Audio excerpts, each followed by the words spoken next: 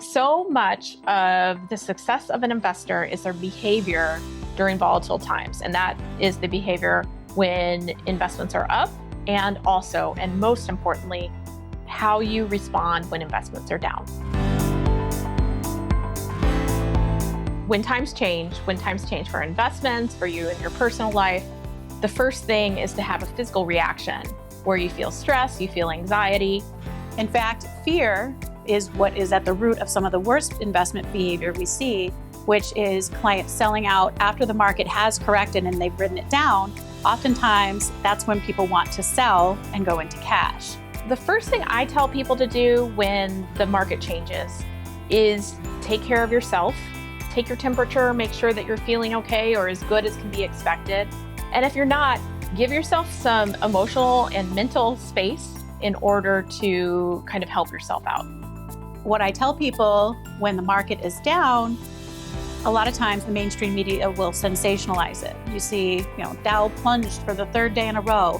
And the number one tip that I can tell clients and people that are concerned about the market if it is down is to turn off the television. Also, separate out your rational concerns with that is irrational or just feels like a reaction to the panic or fear. And then also, as you kind of get settled, and I would certainly suggest a conversation with a professional like a financial planner or even a financial therapist. After you've kind of sorted through those feelings, then you can get into the information that you need to know what is the next step.